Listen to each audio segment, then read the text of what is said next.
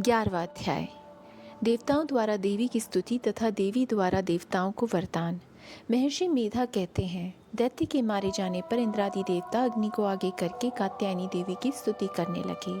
उस समय अभिष्ट की प्राप्ति के कारण उनके मुख खिले हुए थे। देवताओं ने कहा, हे शरणागतों के दुख दूर करने वाली देवी, तुम प्रसन्न हो। हे संपूर्ण जगत की माता, तुम प्रसन्न हो। विश्वेश्वरी, तुम विश्व की रक्षा करो, क्योंकि तुम इस चर और अचर की ईश्वरी हो। हे देवी, संपूर्ण जगत की आधार रूप हो, क्योंकि तुम पृथ्वी रूप में भी स्थित हो और अत्यंत पराक्रम वाली देवी हो। तुम विष्णु की शक्ति हो और विश्व की बीज परम माया हो, और तुमने ही इस संपूर्ण जगत को मोहित कर रखा है। तुम्हारे प्रसन्न होने पर ही यह पृथ्वी मोक्ष को प्राप्त होती है। हे देवी, संपूर्ण विद्याएं तुम्हारे ही भिन्न भिन्न स्वरूप हैं। इस जगत में जितनी स्त्रियां हैं वे सब तुम्हारी ही मूर्तियां हैं। एकमात्र तुमने ही इस जगत को व्याप्त कर रखा है। तुम्हारी स्तुति किस प्रकार हो सकती है, क्योंकि तुम परम बुद्धि रूप हो और संपूर्ण प्राणी रूप स्वर्ग और मुक्ति देने वाली हो। अतः इसी रूप में तुम्हारी स्तुति की गई है। तुम्हारी स्तुति के लिए इससे बढ़कर और क्या युक्तियाँ हो सकती हैं। संपूर्ण जनों के हृदय में बुद्धि रूप होकर निवास करने वाली, स्वर्ग तथा मोक्ष प्रदान करने वाली हे नारायणी देवी, तुमको नमस्कार है। कलाकाष्ठा आदि रूप से अवस्थाओं को परिवर्तन की ओर ले जाने वाली तथा प्राणियों का अंत करने वाली नारायणी, तुम्हें नमस्कार है। हे नारायणी, संपूर्ण मंगलों के मंगल रूप वाली, हे शिवे, हे संपूर्ण प्रयोजनों को सिद्ध करने वाली, हे शरणागत वत्सला, 3 नेत्रों वाली गौरी, तुमको नमस्कार है। सृष्टि, स्थिति और संहार रूप के शक्तिभूता सनातनी देवी, गुणों का आधार तथा सर्व सुखमयी नारायणी, तुमको नमस्कार है। हे शरण में आए हुए शरणागतों, 3 दुखियों की रक्षा में तत्पर, संपूर्ण पीड़ाओं को हरने वाली, हे नारायणी, तुमको नमस्कार है। हे नारायणी, तुम ब्राह्मणी का रूप धारण करके हंसों से जुते हुए विमान पर बैठती हो और कुश से अभिमंत्रित जल छिड़कती रहती हो, तुम्हें नमस्कार है। महेश्वरी रूप से त्रिशूल, चंद्रमा और सर्पों को धारण करने वाली, हे महावृषभ वाहन वाली नारायणी, तुमको नमस्कार है। मोरों तथा मुक्कटों से घिरे रहने वाली, महाशक्ति को धारण करने वाली कौमारी रूप धारिणी, निष्पाप नारायणी, तुम्हें नमस्कार है। हे शंख, चक्र, गदा,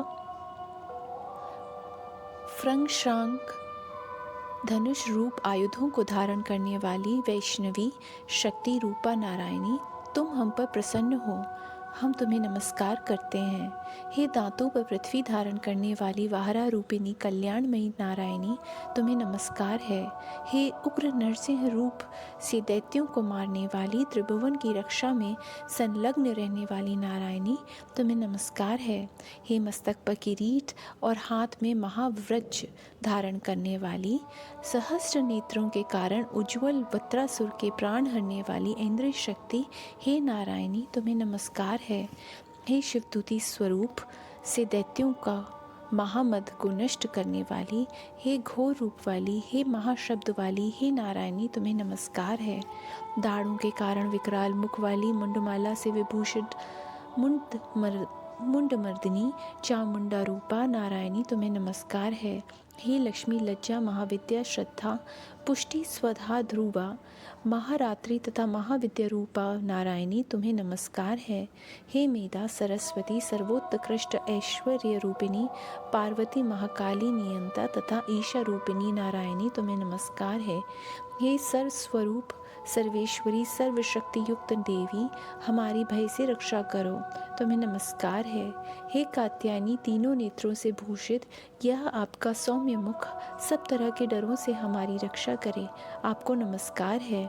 हे भद्रकाली, ज्वालाओं के समान भयंकर, अति उग्र एवं संपूर्ण असुरों को नष्ट करने वाला आपका त्रिशूल हमें भयों से बचावे,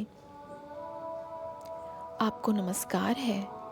हे देवी, जो अपने शब्द से इस जगत को पूरित कर रहा है, ऐसा दैत्यों के तेज को नष्ट करने वाला आपका घंटा इस प्रकार हमारी रक्षा करे, जैसे कि माता अपने पुत्रों की रक्षा करती है। हे चंडिके, असुरों के रक्त और चर्बी से चर्चित जो आपकी तलवार है, वह हमारा मंगल करे, हम आपको नमस्कार करते हैं। हे देवी, तुम जब प्रसन्न होती हो तो संपूर्ण रोगों को नष्ट कर देती हो, और जब रुष्ट हो जाती हो तो संपूर्ण वांछित कामनाओं को नष्ट कर देती हो। और जो मनुष्य आपकी शरण में जाते हैं उन पर भी कभी विपत्ति नहीं आती, बल्कि आपकी शरण में गए हुए मनुष्य दूसरों को आश्रय देने में योग्य हो जाते हैं। अनेक रूपों से बहुत प्रकार की मूर्तियों को धारण करके इन धर्मद्रोही असुरों का आपने संहार किया है।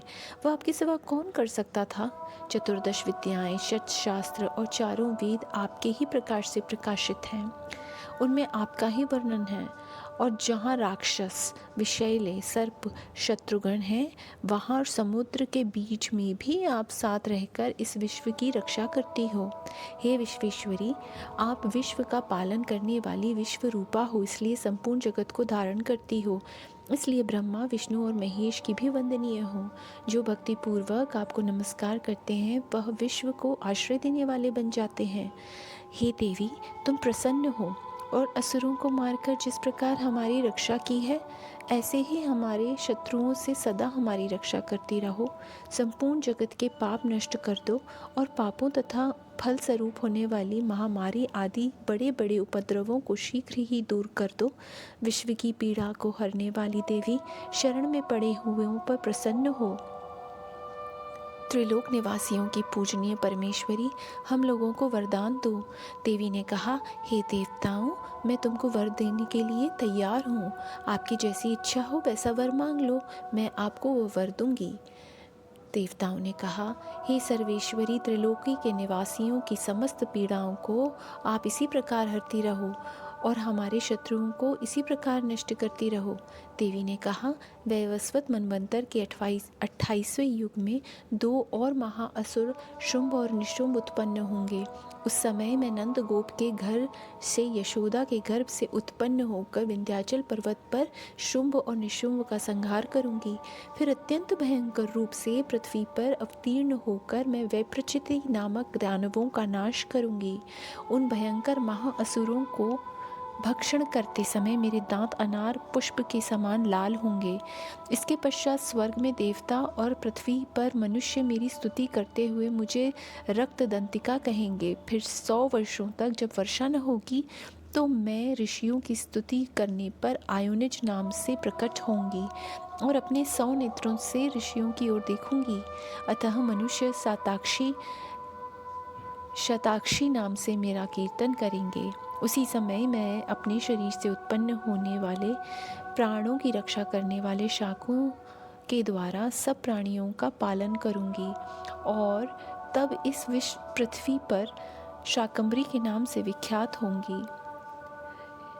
और इसी अवतार में मैं दुर्ग नामक महाअसुर का वध करूंगी और इससे मैं दुर्गा देवी के नाम से प्रसिद्ध होंगी। इसके पश्चात जब मैं भयानक रूप धारण करके हिमालय निवासी ऋषि महर्षियों की रक्षा करूंगी, तब भीमा देवी के नाम से मेरी ख्याति होगी। और जब अरुण नामक असुर तीनों लोगों को पीड़ित करेगा, तब मैं असंख्य भ्रमरों का रूप धारण करके उस महादैत्य का वध करूंगी। तब स्वर्ग में देवता और मृत्युलोक में मनुष्य मेरी स्तुति करते हुए मुझे भ्रामरी नाम से पुकारेंगे। इस प्रकार जब पृथ्वी राक्षसों से पीड़ित होगी, तब मैं अवतरित होकर शत्रुओं का नाश करूंगी।